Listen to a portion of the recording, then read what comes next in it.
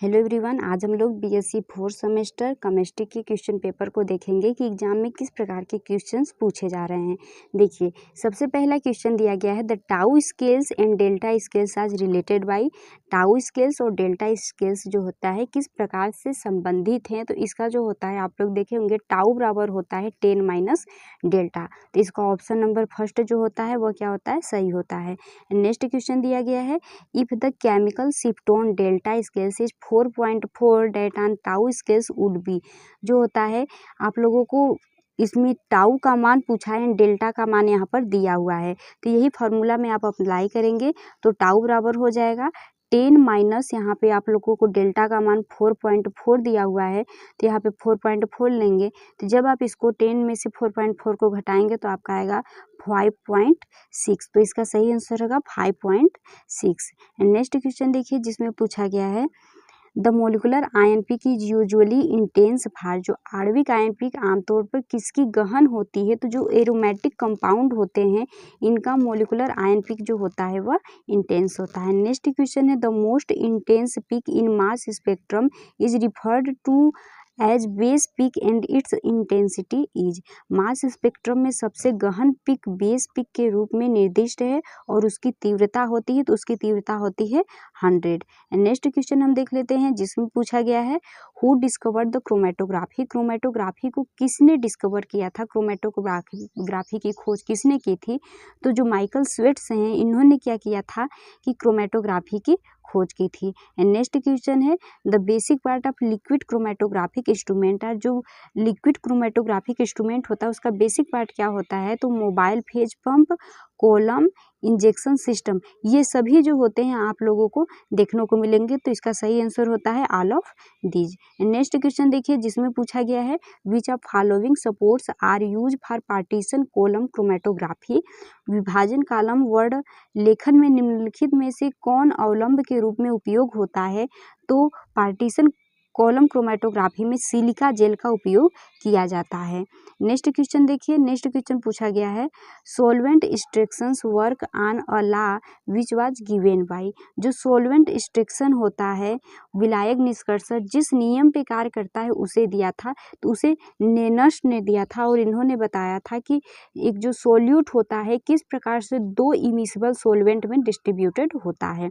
Next question देखिए पूछा गया है a metal ion form red chelate with dimethyl glyoxime the metal ion is. एक धातु आयन डाईमिथाइल ग्लाइऑक्सीम के साथ लाल किलेट बनाता है, वह धातु है, तो वह धातु कौन सा है, Ni2+। नेक्स्ट क्वेश्चन देखिए जिसमें पूछा गया है in reverse phase chromatography the stationary phase is made. जो रिवर्स फेज क्रोमेटोग्राफी में जो स्टेशनरी फेज बना होता है तो वो कैसा होता है, वह नॉन पोलर नेचर का होता है। नेक्स्ट क्वेश्चन है व्हाट इज इलुवेंट। तो जो इलुवेंट होता है वह एक सोलवेंट होता है जो कि स्टेशनरी फेज से जो एब्जॉर्ब मटेरियल होते हैं उसको सेपरेट करने का काम करता है, तो इसका सही ऑप्शन क्या होगा, it is a solvent that use for separation of absorb material from stationary phase. Next question देखिए जिसमें पूछा गया है 4s 4p 4d 4f orbitals have same energy for.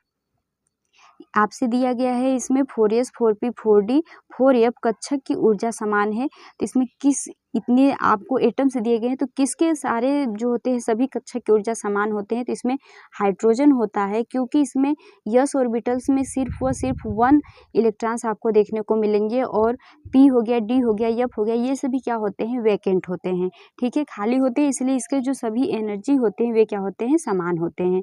Next question है हमारा valence electron in FE is. तो valence electron पूछा है एफई का, तो जब आप एफई का जो होता है इलेक्ट्रॉनिक विन्यास करेंगे तो आप लोग देखेंगे कि इसमें होता है 4s में जो आप देखेंगे तो 4s में यहाँ पे आप लोगों को 2 इलेक्ट्रॉन देखने को मिलेगा और 3d में आप लोगों को देखने को मिलेगा 6 इलेक्ट्रॉन, ठीक है। तो आप जो वैलेंस सेल्स में क्या होता है कि आउटर मोस्ट सेल्स के इलेक्ट्रॉन्स ही जो होते हैं हमारे वैलेंस इलेक्ट्रॉन कहलाते हैं, तो इसमें आप 6 और 2 को जोड़ देंगे तो यहाँ पे आप लोगों का आ जाएगा 8 आ जाएगा। तो वैलेंस सेल्स में इसके इलेक्ट्रॉनों की संख्या कितनी होती है, तो वो होती है 8। नेक्स्ट क्वेश्चन है effective nuclear charge for Na is. जो इफेक्टिव न्यूक्लियर चार्ज होता है Na का वह कितना होता है, तो वो होता है +1। नेक्स्ट क्वेश्चन है फॉर L बराबर 2 द ऑर्बिटल इज, L बराबर 2 के लिए जो ऑर्बिटल्स होता है वो क्या होगा, तो वो होगा d ऑर्बिटल्स। नेक्स्ट क्वेश्चन है जिसमें पूछा गया है uncertainty principle was propose by, तो आप लोग को पता होगा हाइजेनबर्ग ने क्या किया था, अनसर्टेनिटी प्रिंसिपल्स को दिया था। तो इसका सही आंसर है हाइजेनबर्ग। ठीक है, हाइजेनबर्ग के अनिश्चितता का सिद्धांत के बारे में है। इसमें देखिए नेक्स्ट क्वेश्चन पूछा गया है the element with non spherical outer most orbitals is, आप लोगों को इतने एलिमेंट दिए गए हैं, इतने तत्व हैं, जिसमें से आप लोगों को पूछा है कि ऐसे तत्व के बारे में बताइए जिसका बाहरी कक्षक गोलाकार नहीं होना चाहिए। ठीक है, तो जब आप इलेक्ट्रॉनिक विन्यास करेंगे, जैसे कि यहाँ पे हीलियम देखिए, तो हीलियम का परमाणु क्रमांक क्या होता है, 2 होता है। तो जब आप इसका इलेक्ट्रॉनिक विन्यास करेंगे तो क्या आएगा, 1s2। ठीक है, तो इसका जो होता है यस जो होता है स्फेरिकल शेप का होता है, तो ये तो गलत हो गया। और लिथियम का यदि देखेंगे तो लिथियम का परमाणु क्रमांक होता है 3, तो यहाँ पे 2s 1 में भी जाएगा, तो इसका भी अभी किस में गया है, यस ऑर्बिटल में ही, तो इसका भी स्फेरिकल होगा, तो ये भी गलत हो जाएगा। और बेरिलियम का देखेंगे तो बेरिलियम का परमाणु क्रमांक 4 होगा, तो ये 2 यहाँ पे हो जाएगा, तो ये भी यस में ही अभी जा रहा है, तो ये भी क्या हो जाएगा, ये भी इसका गलत हो जाएगा। नेक्स्ट देखिए बोरॉन, बोरॉन का परमाणु क्रमांक होता है 5, तो इसका इलेक्ट्रॉनिक विन्यास करेंगे तो ये पी कक्षक में जाएगा और पी में 1 इलेक्ट्रॉन जाता है, इसलिए पी जो होता है, पी कक्षक कैसा होता है, डंबलाकार आकार का होता है, तो इसलिए इसका सही आंसर क्या होगा, जो होता है इसका ऑप्शन नंबर ए, जो बोरोन होगा ये सही होगा, क्योंकि इसका जो बाहरी कक्षक है वह डंबलाकार है। ठीक है, नेक्स्ट क्वेश्चन हम देखते हैं electromagnetic radiations with highest wavelength is, सबसे अधिक तरंग दैर्ध्य का वैद्युत चुंबकीय विकिरण है, तो सबसे अधिक तरंग दैर्ध्य जो होता है वह रेडियो वेवलेंथ है। यही आप देखेंगे जो होता है गामा रे का, तो गामा रे जो होता है सबसे लोवेस्ट वेवलेंथ का होता है। नेक्स्ट क्वेश्चन देखिए जिसमें पूछा गया है who predicated the dual nature of matter, किसी भी मैटर जो कोई भी वस्तु है उसकी प्रकृति के द्वैत प्रकृति के बारे में किसने बताया था, तो इसको बताया था लुईस डी ब्रोगली ने। नेक्स्ट क्वेश्चन हम देख लेते हैं जिसमें पूछा गया है the number of orbitals in n बराबर 4 आर, n बराबर 4 के लिए नंबर ऑफ ऑर्बिटल्स कितने होंगे, तो वह होंगे 16। एंड नेक्स्ट क्वेश्चन है the total wave functions of molecules according to valence bond theory, तो वैलेंस बॉन्ड थ्योरी के अनुसार संपूर्ण वेव फंक्शंस क्या होगा, तो वो ऑप्शन नंबर इसका सेकंड जो होता है वह सही है। एंड नेक्स्ट क्वेश्चन देखिए जिसमें पूछा गया है द रिलेशंस, ये आप लोगों को दिया गया है, इसका जो होता है इसके बारे में किसने बताया था, तो इसके बारे में जो हाइजेनबर्ग अनसर्टेनिटी प्रिंसिपल होता है उसमें बताया गया है। एंड नेक्स्ट क्वेश्चन देखिए जिसमें पूछा गया है which of the following is de Broglie equation, ये आप लोगों को इक्वेशन दिया गया है जिसमें से पूछा गया है डी ब्रोगली समीकरण कौन सा है, तो डी ब्रोगली समीकरण में बताया गया है लेमडा बराबर h/mv। एंड नेक्स्ट क्वेश्चन है जिसमें पूछा गया है the phenomena of resonance is explain by, जो रिजोनेंस के फिनोमिना है इसको किसने समझाया है, तो जो होता है molecular orbital theory and valence bond theory, इन दोनों ने जो है रिजोनेंस के बारे में बताया है, तो ये जो होती है बोथ द एबव। ठीक है, ये दोनों सही हैं। नेक्स्ट क्वेश्चन देखिए the coefficient of atomic orbitals in sp2 hybridates is, ठीक है, तो sp संकर कक्षकों में परमाणु कक्षकों का गुणांक है, तो वो कितना होता है 0.33, तो ये जो होगा ये सही होगा। नेक्स्ट क्वेश्चन देखिए the wave number are express in, जो वेव नंबर होता है उसको किससे एक्सप्रेस करते हैं, तो उसके यूनिट के बारे में पूछा है, तो पर सेंटीमीटर से क्या करते हैं उसको एक्सप्रेस करते हैं। नेक्स्ट क्वेश्चन देखिए जिसमें पूछा गया है in the Raman spectrum the middle line is called, जो रमन स्पेक्ट्रम होता है उसके मिडल लाइन को क्या कहते हैं, तो उसको कहा जाता है रिले लाइन कहा जाता है।